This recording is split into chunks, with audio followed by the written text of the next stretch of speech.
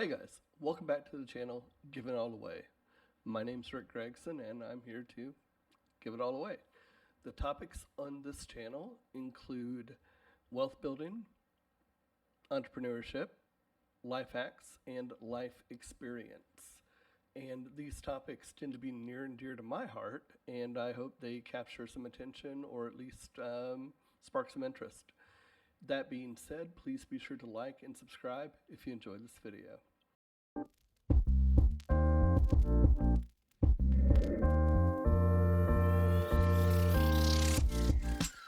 All right. So the reason I'm recording today's video is I just finished a 36-hour fast. It's the deepest fast that I've done, even though I did have a little experience with fasting last summer. I've never pushed beyond 24 hours. So this is a new experience. I originally wanted to go 48 hours, but considering the last time I'd ate was Friday evening, that would have pushed me into Sunday evening for eating and breaking the fast. And breaking the fast right before bed, that would be a horrible, I think, idea.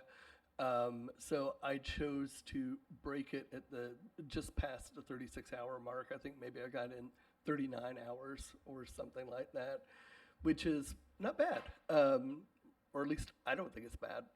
So let's talk a little bit about why I did it. So the key reasons why I'm kind of picking up fasting right now is I'm looking for longevity. Aren't we all, right?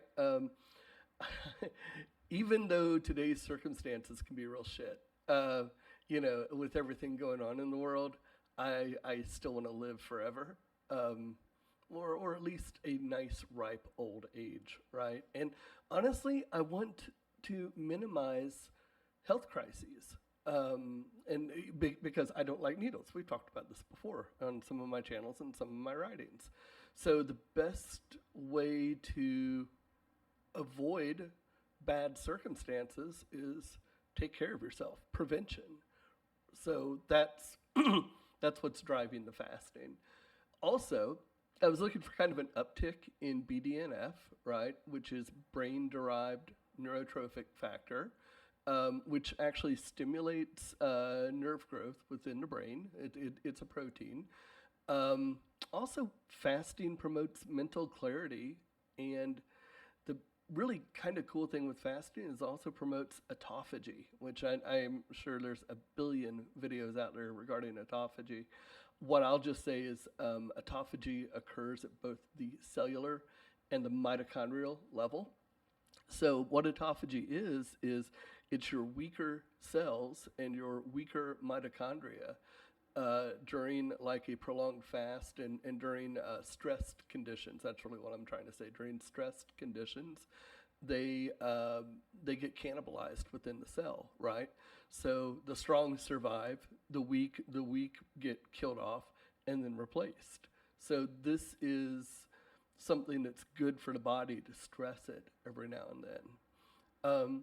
The last reason I wanted to do, or I'm trying to work in the intermittent fasting, and especially longer ones, is I've got some concerns over insulin resistance, and this is in myself, in my own body, as it's related to visceral fat, pot belly, which, that's the fat around the organs. That's actually, visceral fat is a contributor for insulin resistance.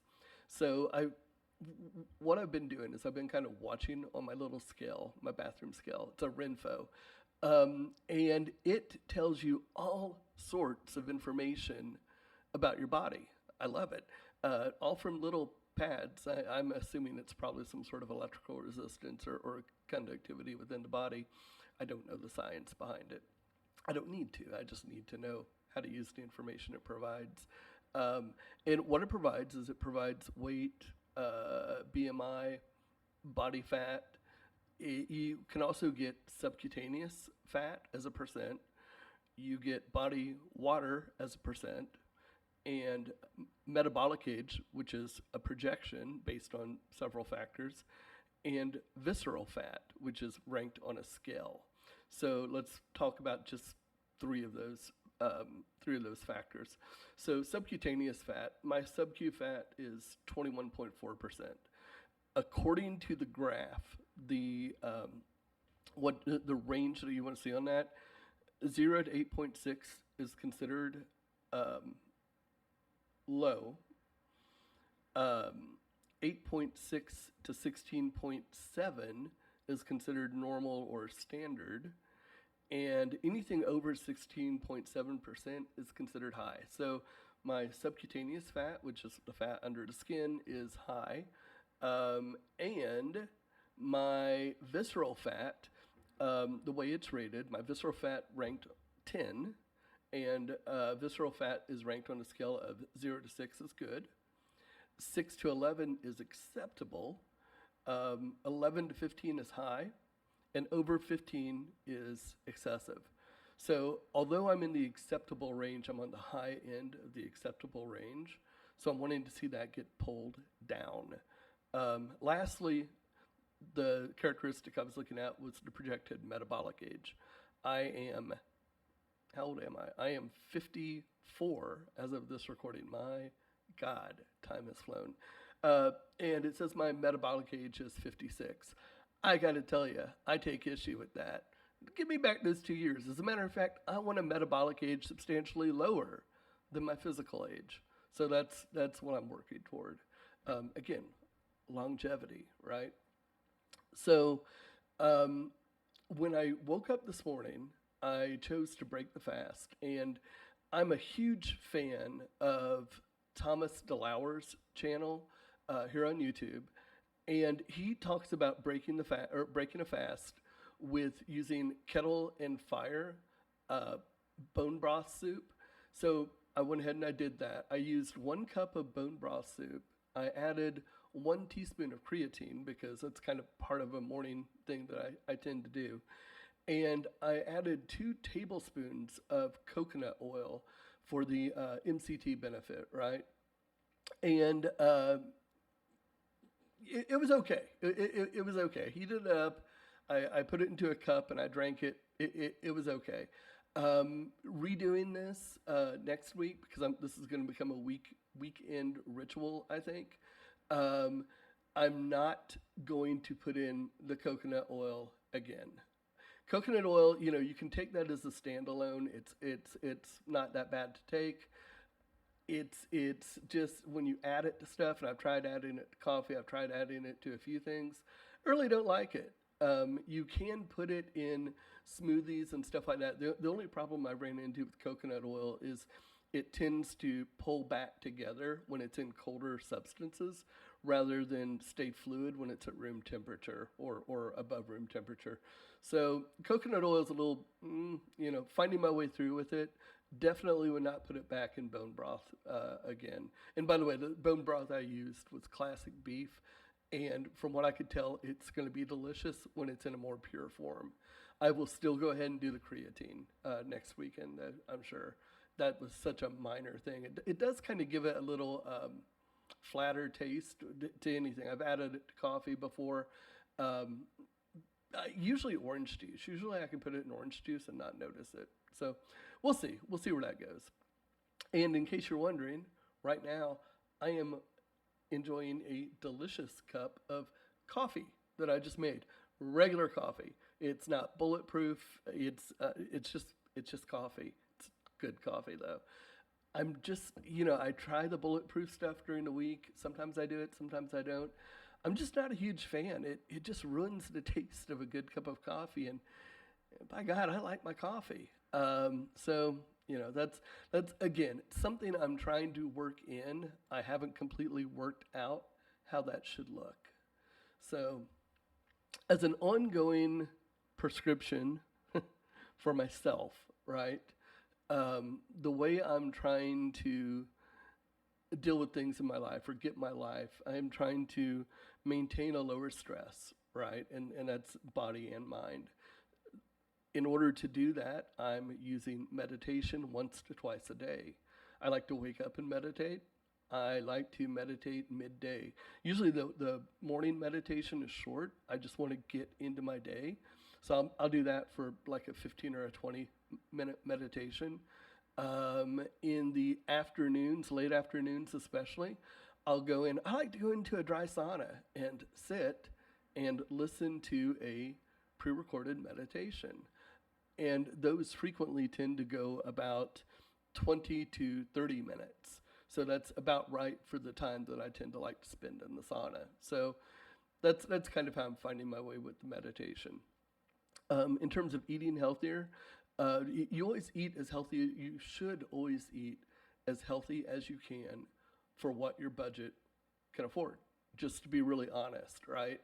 And sometimes you can find ways to make more out of your budget and get better products, right? Farmers markets can be great, especially the old farmers markets. Today's farmers markets, where they pull everybody into a community, it's everything's just kind of pricey, to be really honest, right? What happened to the days when you could buy tomatoes for nothing? Maybe it's more location, but really, if you check out like the rural farmers markets and the rural settings, I've got a hunch you can find some good buys. Typically, though, I'm more of a Whole Foods, Amazon Fresh, and HEB here in Texas. HEB is a thing. Oh my God. But I'm also kind of particular in terms of I like to buy organic, and I like to watch what I eat. So I'm eating healthy to my budget, and I would hope that all of you are doing that as well. The McDonald's and the drive-throughs, and trust me, I like my Wendy's, and I just had a Subway sub Friday night, right? Those are definitely go-to. So they're easy things to do to check the box of getting fed, but they're not good for longevity, right? Let's just be honest about it. And we know this, I think. Not good for longevity. So if you're going to do something like that, just do it in moderation, right? I'm not a preacher about thou shalt not. I'm just be cautious and do it in moderation. And more importantly, be cognizant of what you're doing, what you're putting into your body, right?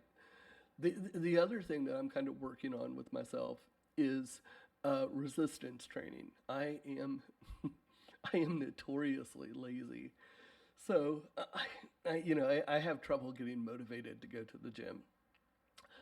However, I love saunas, dry saunas, but that's neither here nor there. So what I did is I've got some posters from Amazon that kind of help me with knowing what exercises to do. I've had personal trainers in the past, and we've done certain things, and then I forget the extra. I know how to do it, I just forget that it was in our repertoire, right? So it's kind of on me at this point to put together a weekly routine, and part of my focus, actually the majority of my focus, is going to be lifting weights, right? Resistance training. That's super important for building muscle mass, and that's super important for body recomp. That's what I was trying to say, body recomposition. So that's kind of the direction I'm trying to head in with everything.